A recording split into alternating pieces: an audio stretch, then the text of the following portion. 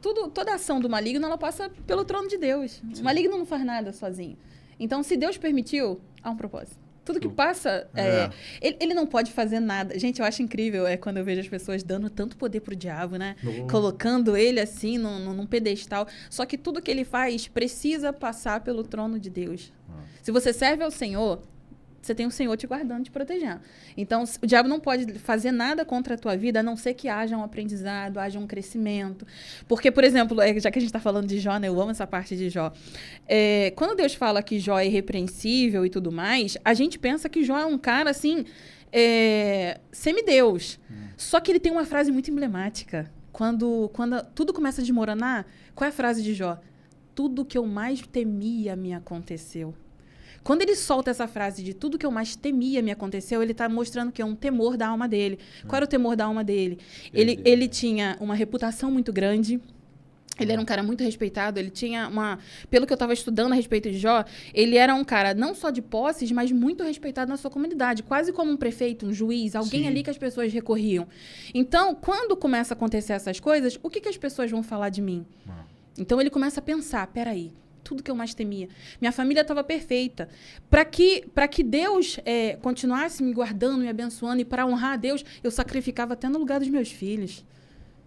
Meus filhos nem precisavam ir, eu vou lá e eu faço. Então, assim, ele se antevia tudo. Sim. Ele era um cara tão devotado que ele se antevia tudo, mas ainda assim ainda existia um apego.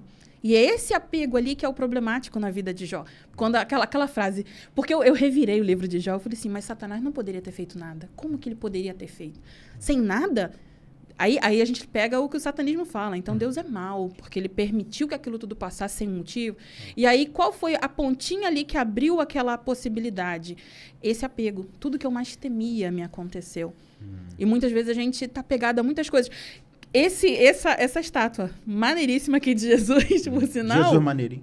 Esse Jesus muito bonito, por sinal. Isso daqui ele pode simplesmente ser uma figura que está aqui no canto e você não bota devoção nenhuma. Mas a arca que a tua igreja te entregou, bisuntada de óleo, virou um altar. Do lado daquela Bíblia que está aberta, cheia de poeira há 50 anos. 91. Teve gente que trouxe de São Paulo, não foi, Frank? Foi, verdade. Atrás de mim, Satanás. É verdade. Mentira, minha sogra, mentira. Ela tá vendo, hein? Vocês param, hein? Ó, papo reto, Wagner, botou aqui. Wagner, cheguei compartilhando no Facebook. Quando eu voltar ao podcast, vou levar sal grosso e água do Rio Jordão. Falando churrasco. Mano, pesado isso aí. Ele é muito problemático. Deixa os meninos vender o negócio. Tem gente comprando. Deixa vender. Jesus. Curte, compartilha, dá um like, se inscreva no canal. E falando em Jó, curiosamente, ele dobrou tudo, né? Deus deu tudo em dobro pra ele, né? Só os filhos que não. Ponto de interrogação. Depois você vai ler lá por quê. Né? Por quê, Varão? Por quê? Vamos fazer um podcast só por causa disso. Tudo foi dobrado, menos os filhos foi dobrado. Né? Depois a gente faz um podcast. Vai ler a Bíblia, vai ler que você vai entender. Pamela Fonseca. Por que mesmo depois das orações de renúncia, ainda há pessoas que continuam sofrendo opressões fortes? O que seria a oração de renúncia que ela fala aqui? Existe uma oração específica para opressão? Então, acredito que Pamela já deve ter me acompanhado em algum lugar aí, Pamela. Porque eu falo a respeito de autolibertação.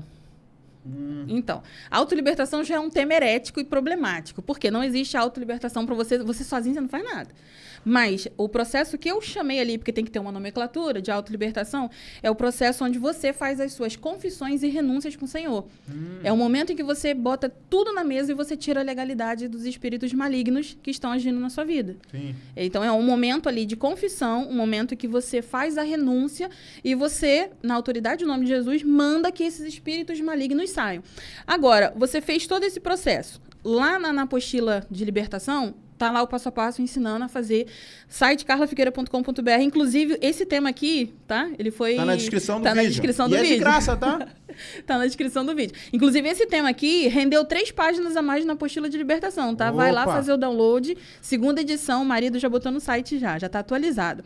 Então, quando você faz ali esse processo de você fazer a confissão com o Senhor, você confessa seus pecados, você confessa tudo que fizeram de mal pra você, tudo que você fez de mal, não adianta que ele tá vendo teu coração, não adianta você fingir.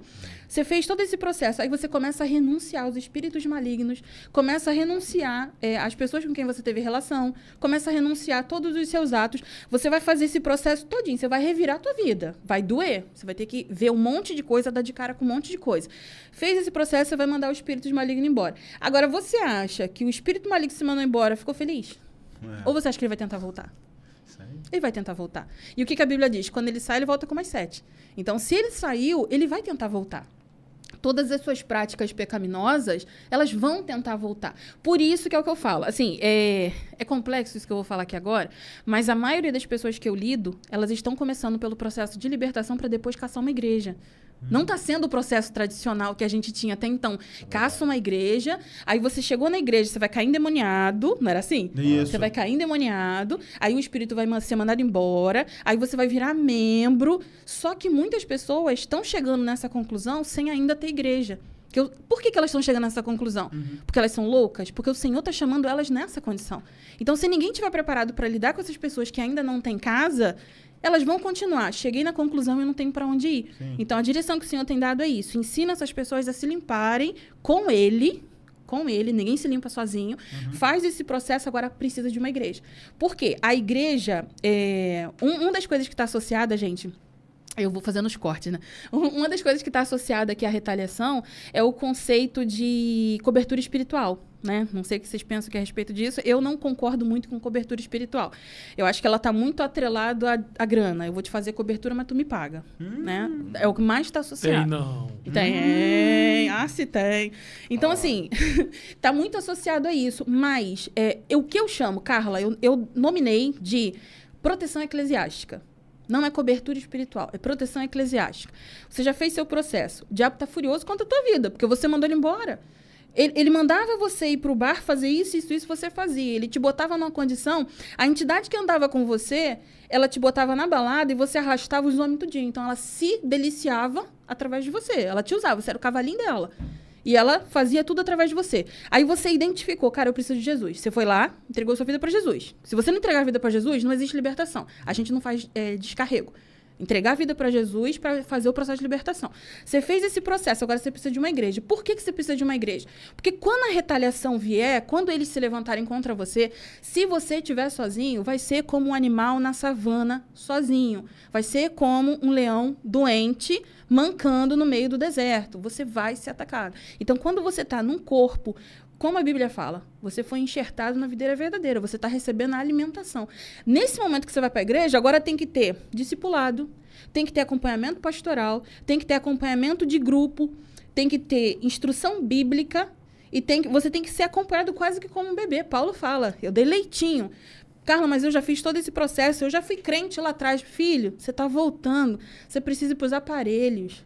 Você fez todo o processo, mas você vai ter que tomar soro, antibiótico. E isso aí a igreja tem que fazer com você. Então, não adianta você fazer isso e não estar firmado numa igreja. Aí agora a gente entra na complicação que vem logo depois disso. A galera falando pra mim que não acha igreja. Adianta eu falar isso tudo e a galera não acha. Tem uns É aí difícil. que não se dobraram ainda. Tem. Se procurar direitinho, biblicamente Tem. falando. Só que você tem que ter um entendimento, tem que ler a Tem. Bíblia, né? Isso A gente aí. tava falando isso lá em off. Isso aí. Rapaz, é complicado, porque